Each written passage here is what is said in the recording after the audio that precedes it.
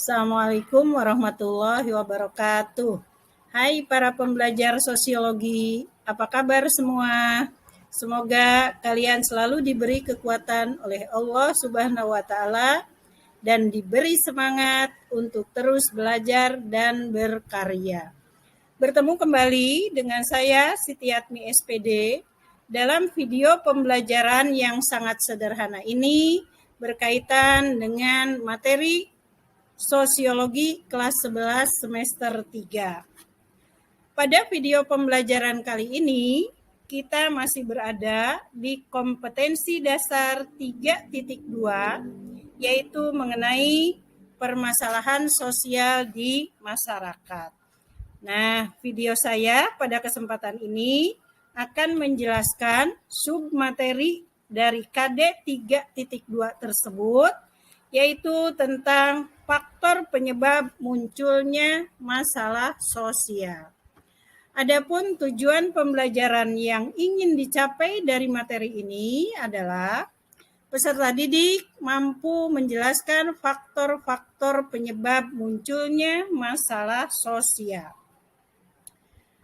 Apa saja yang menjadi faktor penyebab munculnya masalah sosial terbagi ke dalam 4 kelompok, yaitu yang pertama adalah faktor biologis, 2 faktor ekonomi, 3 faktor budaya, dan yang keempat faktor psikologis. Baiklah, kita lihat satu persatu. Apakah masalah sosial faktor biologis itu? Masalah ini dapat timbul akibat adanya ketidaksesuaian keadaan lingkungan yang berpotensi menimbulkan ketidakstabilan kondisi biologis masyarakat, atau bisa juga terjadi karena kurangnya fasilitas kesehatan yang terdapat di masyarakat. Sebagai contoh, masalah sosial faktor biologis adalah adanya wabah penyakit menular atau virus penyakit baru seperti yang sempat kita alami di tahun 2019 sampai 2021, yaitu adanya wabah COVID-19. Penyakit menular dapat menimbulkan masalah sosial yang mengharuskan adanya pemecahan masalah jika penyakit tersebut sudah menyebar di suatu wilayah.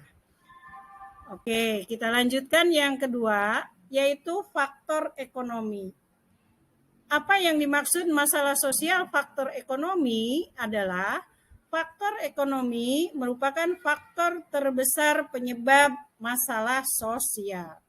Ketidakmampuan individu atau kelompok untuk mencukupi kebutuhan hidupnya secara layak, khususnya secara materi.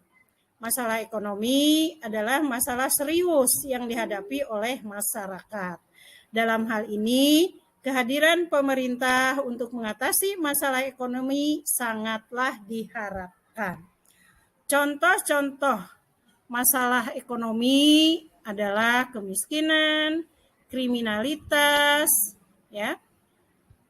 Karena faktor ekonomi, maka permasalahan akan memicu masyarakat untuk melakukan tindak kriminal, dan kekurangan ekonomi dapat dijadikan alasan atau pembenaran ketika masyarakat melakukan tindakan tersebut. Ya, seperti yang sudah dijelaskan di awal, contohnya yaitu kriminalitas bisa dipicu karena perut yang lapar. Oke, kita lanjutkan pada faktor yang ketiga, yaitu faktor sosial budaya. Faktor budaya dipicu karena adanya ketidaksesuaian pelaksanaan norma, nilai, dan kepentingan sosial pada pola masyarakat yang heterogen atau multikultural. Kebudayaan yang semakin berkembang akan mempunyai peran terhadap timbulnya masalah-masalah sosial. Apa saja yang menjadi masalah sosial karena faktor budaya, sosial budaya adalah misalnya contoh kenakalan remaja, konflik antar suku, diskriminasi, gender, pernikahan dini, perceraian, dan eksploitasi lingkungan, dan lain-lain. Contoh lain bisa juga yaitu kebiasaan suka menerabas atau mengambil jalan pintas, tidak berperilaku disiplin, tidak taat aturan, menjadikan tumbuhnya kebiasaan yang mendarah daging, dan pada akhirnya akan menjadi budaya yang tidak kita harapkan. Nah, contoh-contoh masalah sosial. Karena faktor budaya, kita bisa dilihat di sini bagaimana tren yang sedang merebak sekarang yaitu Fashion Week Citayam. Kemudian budaya suap menyuap, budaya seks bebas, pergaulan bebas, atau perilaku konsumtif. Nah, itu semua adalah masalah-masalah sosial yang timbul karena faktor sosial budaya. Yang terakhir adalah faktor psikologis. Faktor ini berhubungan dengan masalah pola pikir suatu masyarakat atau pribadi tertentu yang bersinggungan dengan tatanan kehidupan sosial yang ada. Masalah ini akan muncul jika psikologis masyarakat lemah, seperti aliran sesat dan pemahaman lainnya yang menyimpang dari ajaran agama, yang jika diamati secara detail sangat tidak masuk akal. Ya, contoh-contoh masalah sosial psikologis, misalnya munculnya aliran Ahmadiyah, kemudian gerakan separatis anti pemerintah, ataupun penyimpangan seksual seperti LGBT.